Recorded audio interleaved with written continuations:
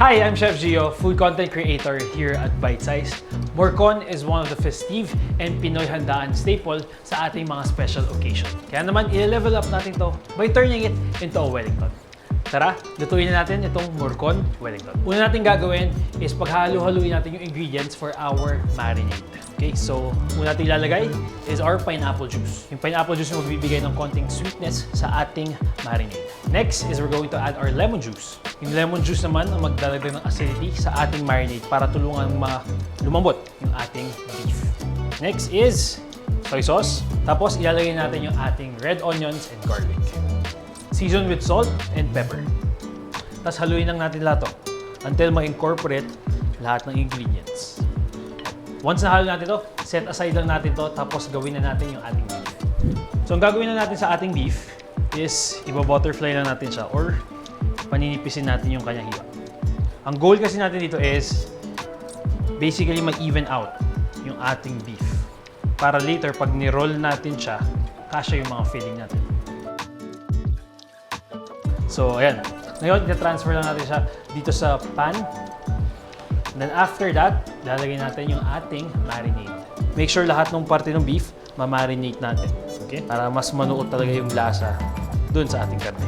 Ngayon, i-marinate natin to for at least an hour until overnight kung may time kayo. And then halfway, babalik rin ko siya just to make sure na balance yung pag-marinate ng ating beef. So, yeah. Cover ko ng plastic wrap. Great! Na-marinate natin yung ating beef for 2 hours. So ngayon, ang gagawin lang natin is i-separate natin yung ating marinade dun sa ating beef. So, una kong gagawin is yung mga onions, excess onions and garlic na nandun sa ating beef is i-pat down ko lang.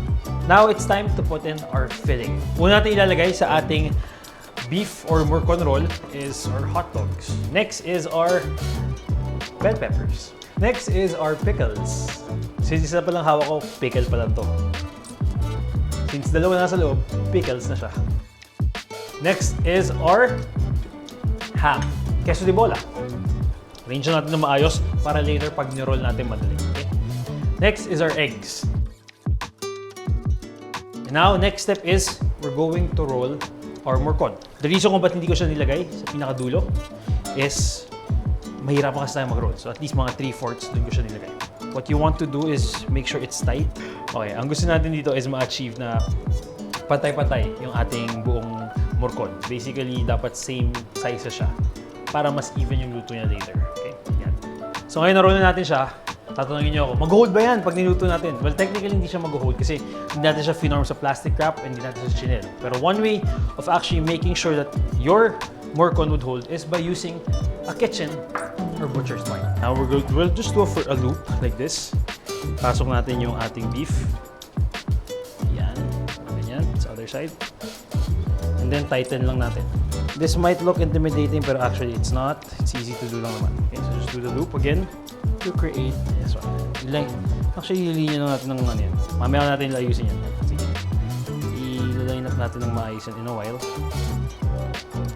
Just continue doing it until maabot mo yung dulo. Okay? Is yung excess natin from the start, yung excess twine natin, tatalyin natin dun sa excess twine natin from underneath. Yan. So, ito. Tali lang natin yan para na ma-close natin to.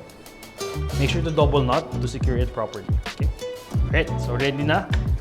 Ready na yung ating Morcon. Next thing to do is we're going to sear this. Mag-sear natin to para magkaroon siya ng browning at mag-firm up ng konti yung ating beef. So, i-sear na natin ito on all sides. And then after that, we-bake natin siya for 30 minutes at a 350-degree oven. So, habang nagbe-bake yung ating beef Morcon, gawin na natin yung ating dipping sauce. First na gagawin natin is reduce natin yung ating marinade. So, pakukuluan natin to. Tapos after that, isi-simmer natin until mag-reduce yung ating liquid. Nag-take na yung ating marinade, so nag-reduce na siya. Now, it's time to add in our beef broth and tomato sauce. After that, mix lang natin to.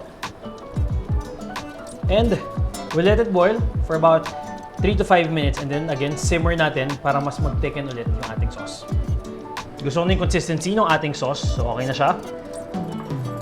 What I'm going to do next is just season it with salt and pepper. Okay, so we'll just mix it. And then after that, we'll strain our dipping sauce and set it aside. Okay, so now we're going to cover our morcon with our bacon and liver spread. So, ito yung una nating, kumbaga forming natin bago natin siya ilagay sa ating puff pastry. So, kunin lang natin yung ating beef. Okay. And, since gumamit tayo ng twine, tanggalin natin yung twine. So, ito sa work surface natin, maglalagay tayo ng plastic muna. So, yung plastic yung mag-help sa atin i-roll yung ating morcon. Ito na yung ating plastic wrap dito sa ating work surface. So now, we're just going to line up our bacon. Just like that. Around 4 to 6 pieces, I guess, based sa size ng ating beef morcon. Normally, for a beef Wellington, another layer that they're going to put is a duxelle. A duxelle is a sauteed mixed mushrooms that has been turned into paste. Pero for us, for this recipe, we'll be using liver spread to add, a bit more flavor and complexity in our beef morcon. Okay, so na-spread na natin yung ating liver spread. Now it's time to roll our beef morcon. Okay, so what I'm going to do, I'm going to put it somewhere in the 3/4 area.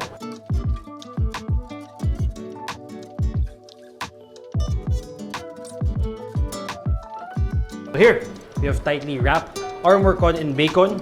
So now, we just have to chill this for 30 minutes before we roll this in our puff pastry. Habang nag-chill pa yung ating beef morcon dito sa ating chiller, i-roll naman natin ngayon yung ating puff pastry. So first is, i-flour lang natin yung ating surface. Ating work surface, yung konting flour. Tapos, lagyan natin yung ating puff pastry. So, i-roll out lang natin to until makuha natin yung desired size natin na kaya na i-cover yung ating Morcon Wellington.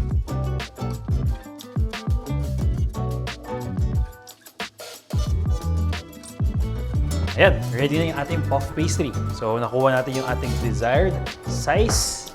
Okay, so ayusin ko lang siya dito sa ating chopping board. And now, ilalagay na natin yung ating beef morcon dito. Okay, so, but before we do that, lagay mo tayo ng egg wash dun sa area kung saan natin siya ilalagay.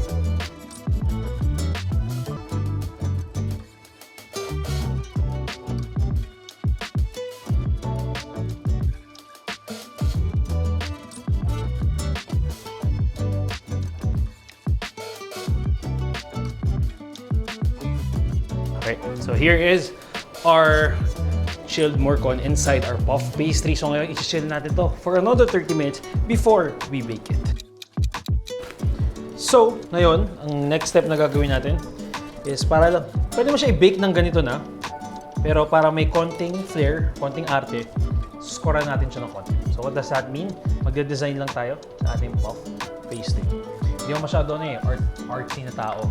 So, my design will just be simple. I'm just gonna draw a line. And then, siguro para lang siyang 3. Since... Wala. So, after that, we're gonna put an egg wash. Okay? I-egg wash na natin to. Para mas maganda yung color ng ating Morcon Wellington. Okay. So, now, we're going to bake this for 30 to 40 minutes at a 400-degree Fahrenheit oven. Okay, so ito na. Ready na ang ating Morcon Wellington. It's time to take it out of the oven. Looks good, looks good. Promising, promising. Ngayon, ang gagawin na natin is i-rest natin ito for at least 10 minutes bago natin hiwain para mag-set siya at hindi lumabas yung mga juices ng ating morcon. Alright, time to slice our Morcon Wellington. Excited na akong i-try ito.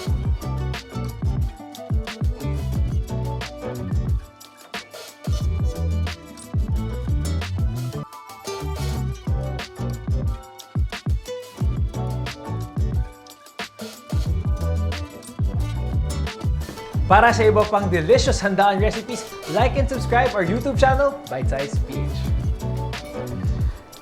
Game time, boys. Let's go. Uy! Beauty. Ayan yung konting sauce.